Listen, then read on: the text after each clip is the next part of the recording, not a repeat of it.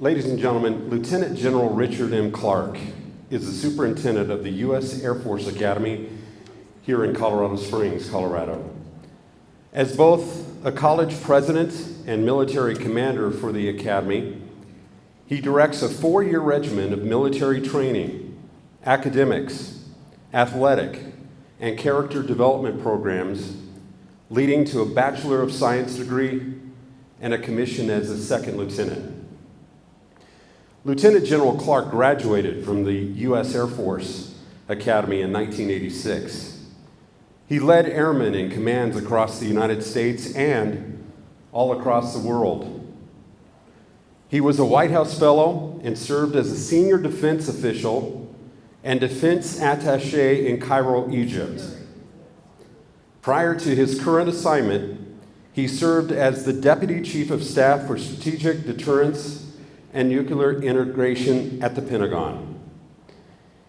He is a command pilot with more than 4,200 flight hours, including 400 in combat, in the B-1, EC-135, KC-135, the T-1, T-38, T-6, and C-21.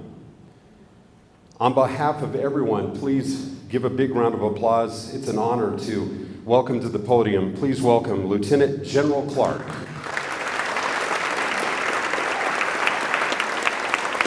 Thank you.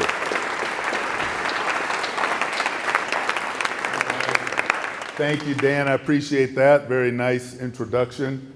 I always wish my mom was here to hear some of that, because she's like, "What do you do?" I'm like, "Nothing, Mom." But Joe, thank you, and to the Hispanic Chamber for having me. I had a class of 83 member ask me to do this. I'm class of 86, so it's still ingrained in me. Do what they say, right? So I was like, "Yes, sir." Did some push-ups, and here I am. So it's all good. It's all good. It was interesting. I heard I was sponsored by a funeral parlor. I was like, oh man, that's a different level of putting people to sleep. I'm like, man, they were all dead after I finished speaking. Or maybe it's I'm gonna knock them dead. Maybe that's what, we'll take it that way. We'll take it that way. I was like, oh man, there's some low expectation there. But no, it is great to be here. Really an honor. Love seeing a couple of our cadets here. That's why I'm here. Absolutely. But it's why I do what I do. And when you think about our mission at the Academy, it's them. That's our mission. Some places fly airplanes, some places fix airplane, build them. We have our future leaders. That's our mission. And so, yeah, one more round of applause for these guys. I love them. And so Joe and the team asked me to talk a little bit about leadership. So with Mark Hyatt here, yeah, I'm sorry, Mark. He was an air officer commanding, and the AOCs are the folks who lead our cadet squadron. So they're really the senior mentors for our cadet squadrons. And I had a dream about an AOC. Wasn't you, Mark, but he was at the pearly gates, but he looked like you. And at the pearly gates, and St. Peter was like, so, Mr. AOC, why should I let you in through the pearly gates? And the AOC was like, well, I always looked out for my cadets, all the time. And he was like, well, tell me, give me an example of how you looked out for your cadets and how you always put them first. And he said, well, let me think. Well, there was this one time that me and 2 other AOCs, fellow AOCs, we were out sort of patrolling the bars down in Colorado Springs. We always would do that to make sure that none of our cadets were getting in trouble. So we would just go around, make sure everybody was good. And we came to this one bar, and one of our cadets was getting shoved around by these big bikers. And there was 5 bikers, but there was only 3 of us. So the other 2 said, well, what are we gonna do? He says, look, the guy who looked like Mark said, I'm gonna go up and I'm gonna slap the biggest one. I'm gonna do that. And so they were like, okay, we're right behind you. And St. Peter was like, really? That's intriguing. So what happened? So the guy who looked like Mark said, He walked up to the biggest one. He said, "Leave my cadet alone." And the guy goes, the biker says, "What are you gonna do if I don't?" "I'm gonna slap you in the face." And he didn't. So the Mark lookalike, pow, slapped him in the face. St. Peter's like, "That's incredible. That really is something." He said, "What happened next?" He goes, "Well, I slapped him again." St. Peter said, "Absolutely. You need to come in through the pearly gates. That's leadership."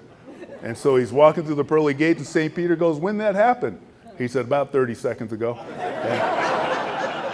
And I got 2 AOCs right behind me. Ooh. So the funeral parlor reminded me of that one. So, but yeah, sorry, Mark. It actually was you in my dream. So, but yeah, seriously though, the leadership at the Air Force Academy is absolutely incredible, and that's across the board. And when we talk about leadership, we actually have what we call a leader of character framework. We have a way forward for our cadets from when they come in to the time they leave to be the kind of leader that our Air Force, that our Space Force, that our country demands. And that framework is very specific, and it's tied directly to our Air Force core values.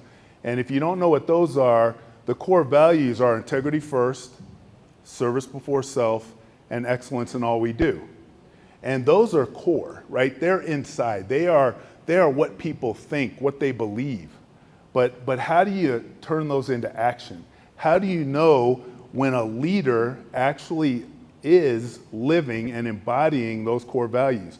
Now, there's a saying by an ancient Chinese philosopher named Lao Tzu, 500 BC, and he said, "Thoughts become words, words become actions, actions become habits, habits become character, and your character is your destiny."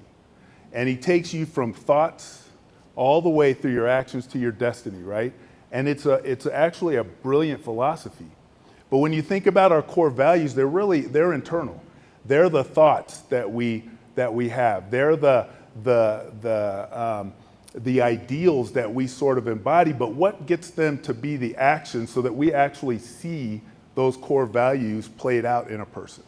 And so what we expect from our cadets is, and not just our cadets, I say cadets, but all of us, every leader at the academy, if you are actually internalizing integrity first, what that should be and what that should look like is a person who's living honorably in everything that they do, living honorably even when people aren't looking, and always doing the right thing in every aspect of your life.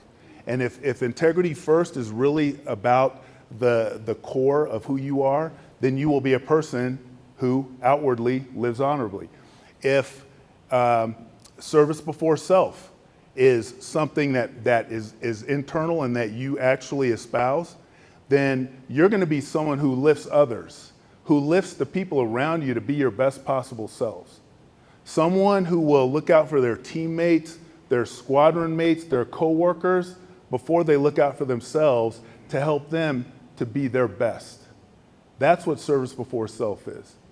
And then finally, when we talk about excellence in all we do, excellence is a mindset. But when someone is actually striving for excellence, they're going to elevate performance. Every day, they're going to try to get better. Every time they do a task for the second time, they're going to be better than they were the first. And every time they do it for the 99th time, they're going to be better than they were the 98th. Because they're always striving for better, always striving to improve. And it's not just about them, it's about their whole team. It's about a mindset of elevating our performance. So when we talk about a leader of character, those 3 actions, those 3 things that we expect to see from them: a person who lives honorably, a person who lifts others, and a person who elevates performance. And if those are the actions that we see, then we believe that those will soon become habits, and those will then become their character, which will then lay down their destiny of who they're going to be as leaders. And throughout my career, and we actually started this leader character framework when I was the Commandant of Cadets. Actually, when Rachel Smith, who's my aide, was a cadet, she's here too, you can give her a round of applause. And the reason you're clapping for her is because if it wasn't for her, I wouldn't be here right now. I'd be lost and wandering around the street somewhere. So she makes sure that I get where I need to go.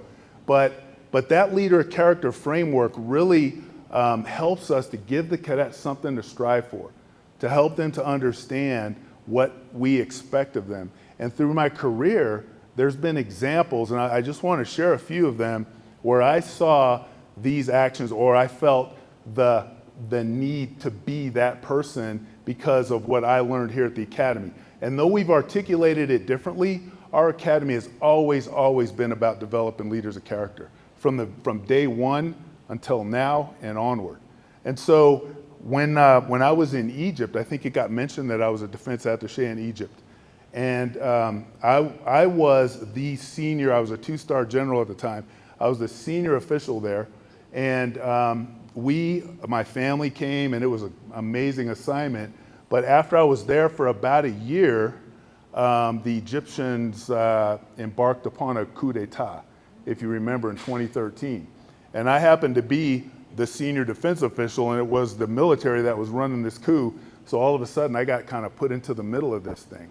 And it was something else, but it was so incredible to watch it from the inside, but it was really heartbreaking to see what was going on in Egypt. Our families had to evacuate because it was dangerous.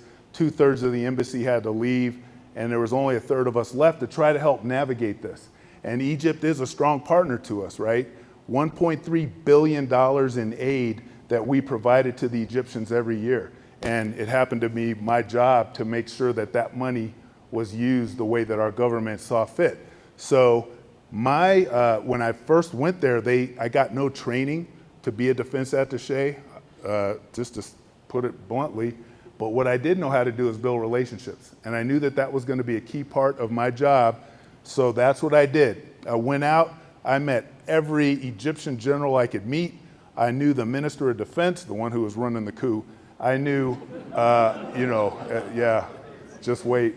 So it was a pretty interesting time. But when the coup came, and I was one of the few people there, one night I had learned about the coup from some of my Egyptian counterparts, let the ambassador know, Ann Patterson, and she, of course, let our government know.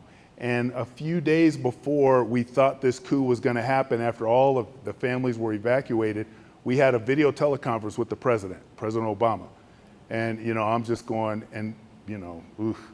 And the ambassador wanted me sitting next to her, and our 3-letter agency person, if you know what I'm saying, sitting on the other side of her. And there was 3 of us sitting in this video teleconference. And in his brilliance, the president said, listen, the Egyptians need to understand one thing. By law, if they run a coup d'etat, our aid to them, $1.3 billion, stops. Not my decision, not Congress' decision. That decision has already been made, and they need to understand that. And if they don't, they could do something that they'll regret later. So, Ann, talking to our ambassador, you need to make sure that they get this message. And he said, and by the way, let's not mention the word coup, because I don't want to offend them. I don't want to push them somewhere just in case that's not where they're going. I don't want to even use that word as we're talking to them, but I need you to give that message. So that was it. I'm sitting on on her left side, just kind of bobblehead, yes, oh, yeah.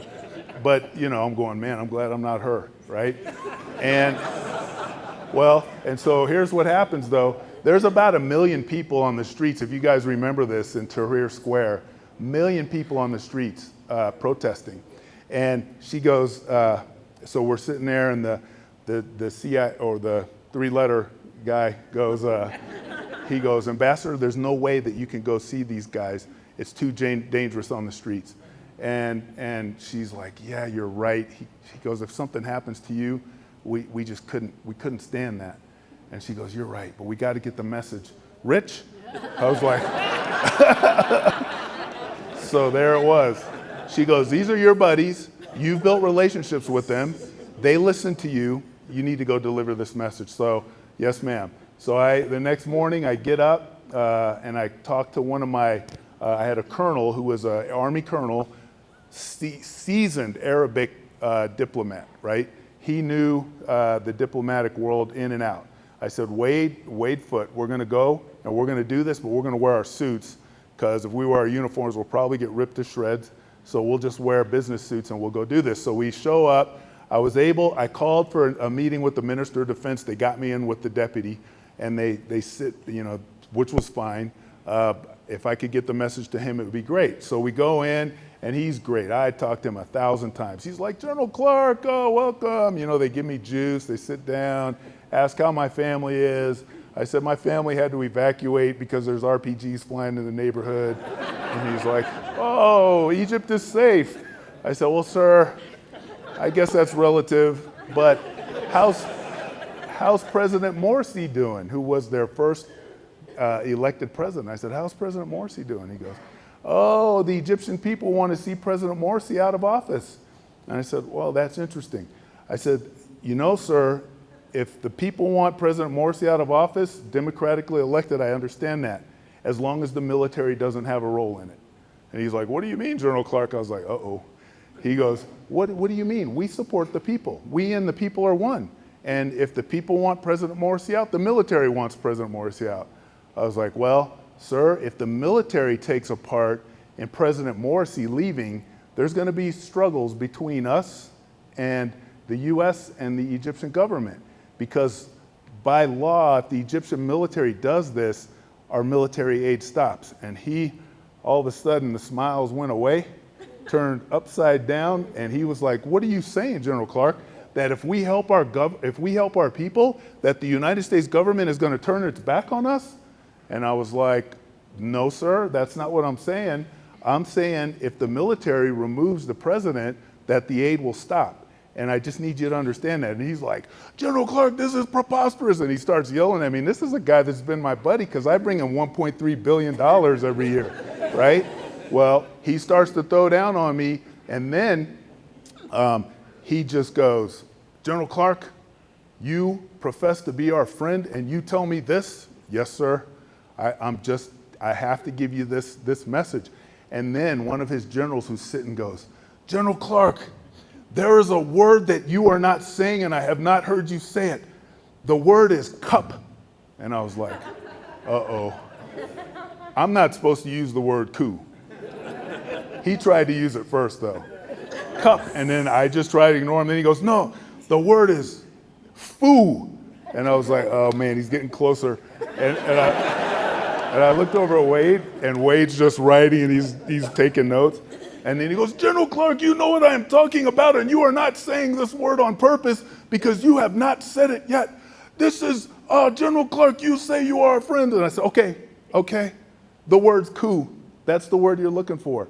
If you do a coup, we're going to stop the $1.3 billion by law. Not my choice, not the president's choice. And it just exploded. Oh, my goodness. They just ripped into me, and I'm just, taking all this flame throwing, right? And finally, it kind of calmed down. They go, General Clark, this meeting is over. And I said, sir, I understand, but I just want to make sure that you got the message. And he goes, oh, General Clark, we got the message. If we help our people, that you, the United States government, will turn your back on a friend for 34 years. No, sir, that's not exactly it. The message is if you do a coup, that the aid stops, $1.3 billion. And he's like, General Clark, it is time to leave. And I was just like, yes, sir. And so we got up and we walked out, and we're standing by the car. We're waiting for my car to come, and I'm just going, in my head, I'm thinking, okay, I just ruined American foreign policy in the Middle East forever. And I'm standing there, and I think he could just tell, and Wade's standing next to me, and this General Al-Assar, he was the older of the men. He sees me, and he puts his arm around me. He goes, General Clark, don't worry about this. He said, but next time you come back, wear your uniform, because we like the military General Clark, not the diplomat General Clark. And I was like, yes, sir. I was like, yes, sir. He says, have a good day, General Clark.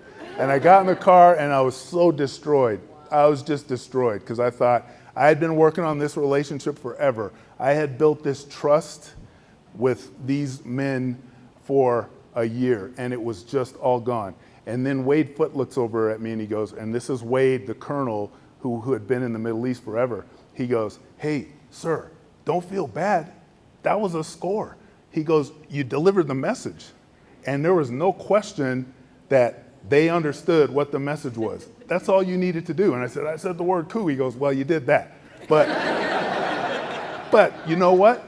I don't think that was really the intent of this meeting. It was to get the message out. And so when I got back to the embassy, first thing I did was walk up and talk to Ambassador Patterson and sat down. She wanted to report. I said, ma'am, I just got to start off with, I said the word coup.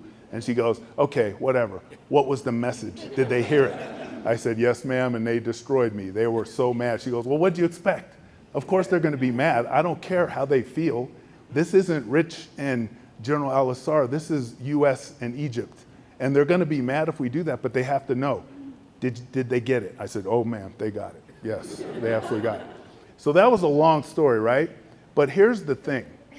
I spent a lot of time building trust, a lot of time cultivating these relationships. But then, right in a moment's notice, there came a point where I had a choice. I could either give it to them full, with full integrity, full honesty. The truth hurts sometimes, but they needed to know. Or I could have kind of candy coated that and said, things might not go, and just kind of let it go. That would not have been the right thing to do. That might have turned that situation into something completely different.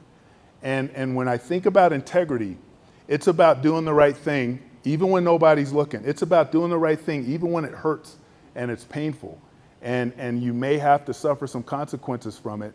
But if you pull back from the truth and you're not living that honorable life in everything, and this is just one example of a time where I said, I got to just bring the truth strong. If I don't, it's going to hurt the country. So when we think about this, it's not just about our professional lives, it's about our personal lives, it's about everything. Because if you're willing to skimp corners in any part of your life, you're willing to skimp corners in every part of your life. And that's why when we talk to our cadets about living honorably, it's about life. There's no caveats there. There's no when you should live honorably. It's you live honorably, period. And that's a part of being a leader of character, and the first and most important part, integrity. So, thank you. Guess I'm done. I got 5 minutes, so I got 2 more quick ones. Quick ones. What's that? Go as long as you want. Oh, no, if I have 5 minutes, I can be done in 5 minutes. Watch this. The second one is lifting others. Lifting others is about taking someone else, even when it might be detrimental to you, and helping them to be their best possible selves. And so when I was a B-1 squadron commander, I had lined up all of my aircrew members, and we deployed to Iraq, or actually we deployed to Oman in 2003 to fight the Iraq War. 4 crew members on a B-1 bomber, right? I had a crew lined up, and one of them was led by a woman named Bridget McNamara, Tank McNamara. She was the best instructor pilot that we had in our squadron. And she had, we had only allowed women in combat for 10 years. This was in 2003. We hadn't started till 1993. And I had her paired up to fly with a crew that she needed to fly with, because I had a weak Wizzo.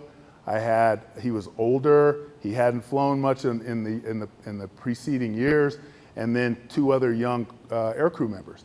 And 2 days before we were about to fly combat, that one old crew member, he was a major, we'll just call him Bob, he came into my office because I had known Bob for about 15 or 17 years.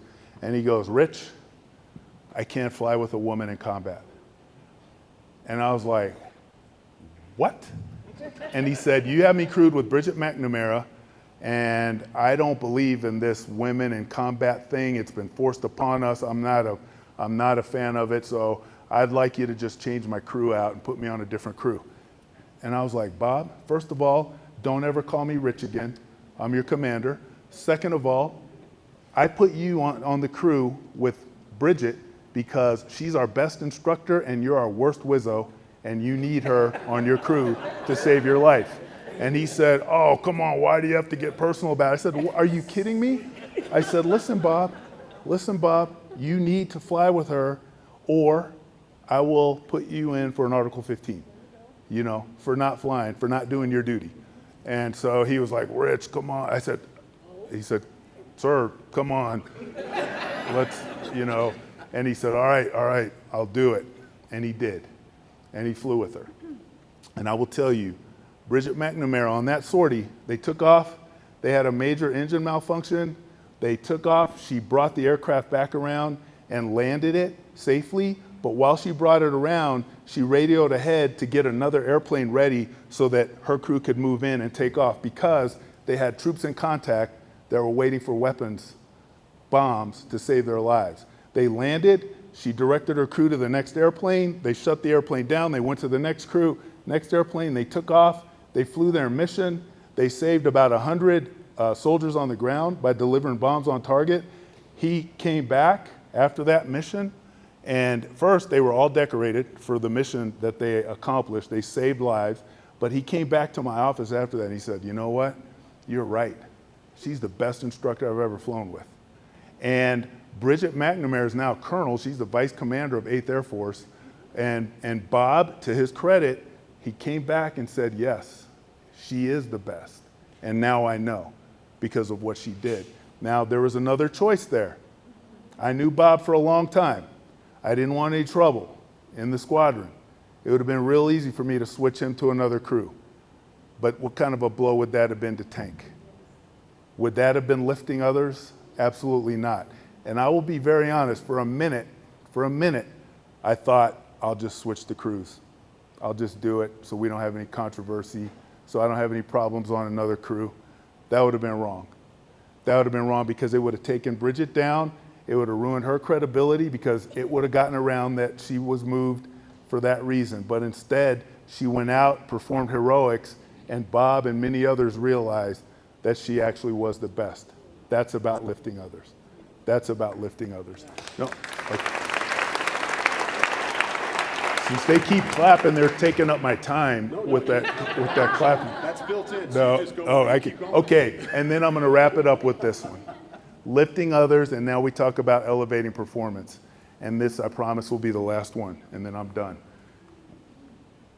When I was a B-1 commander again, several crew members that we had to train to get ready to do this. And I had one crew, they were the absolute last crew that we had to train to go into combat.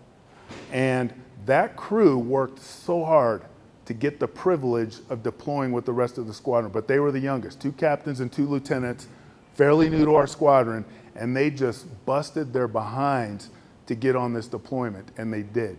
They made it. They met all their mission qualification training and everything they needed to do.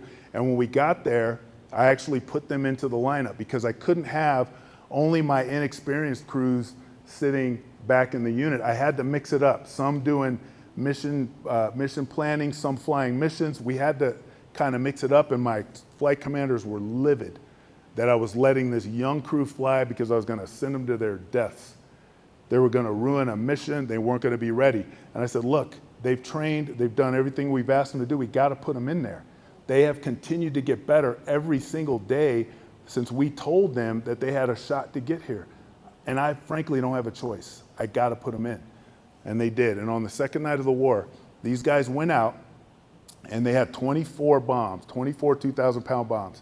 And they had to deliver 12 of them on planned targets, which they did. And then they were told to orbit and wait until there was troops in contact or some other dynamic targeting that they had to do.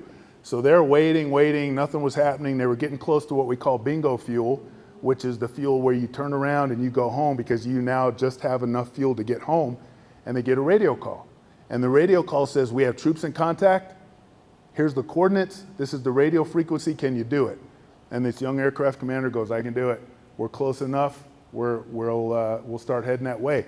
They point, they start flying to these coordinates. They dial in the radio frequency, and they're talking to the ground controller, a soldier on the ground. And when they got him on the radio, the first thing they could hear is bombs, gunfire. They could hear all kinds of stuff in the background, but mostly in his voice. They could hear this man needed some air power. And so this crew, they said, tell us the coordinates, we'll start putting bombs on targets. And what they painted was a bunch of armored vehicles on the high ground, soldiers on the low ground getting shelled. Our guys, Americans, getting hit on the ground. So they start giving them, they're lasing targets. They're giving a target to this young crew. They put the target in the system, bomb, GPS guided, bam, one at a time. Target up, young Wizzo putting the coordinates in, target on, bomb on target. Then the Iraqis start shooting back at them. Now they're threat reacting, bombs on target. They keep doing it. Finally, they get to what we call the bingo fuel. And they told this soldier, they said, hey, we're at bingo fuel. We got to head home or we're not going to be able to get back. And he said, if you leave now, we're dead. We need more bombs. They kept giving them, he said, we're here. We'll fly. Give us your coordinates. They kept giving them coordinates. They flew for about another 20 or 30 minutes. And they continued to do it until the soldier said, shelling stopped, you're cleared off. They point their nose to come home. A B-1 eats a lot of gas. They were at a point where they couldn't get home. They start looking for alternate bases. They can't land in Iraq. There's no suitable base for a big airplane like that. So they're thinking, okay, we're about out of it. They get a KC-135 to fly into Iraq, unarmed, unafraid, to give them gas so they can get home. That's unheard of, right? In combat for a 135 to go in there. They get their gas and they come home. I'm back at home thinking, I can't talk to them on the radio. I'm thinking I sent these guys to their death. I don't know how long they've been, I mean, they were already 2.5 hours late, hadn't heard from them. When they got about 30 minutes out, they called in, we'll be down in 15 minutes or so. And so I got in my car, drove out to the runway to see what was going on. When they came down the ladder, you've seen someone when they work out real hard and they get those sweat circles on their back. These guys were drenched and they had salt stains through their flight suit. They were just a mess. And the guy comes down, the aircraft commander, Kevin Cole is his name, and he goes, sir, we overflew our bingo today. I was like, okay, certainly there's more to the story than that. So we'll talk about it. And when we went into the debrief, that's what they relayed to me.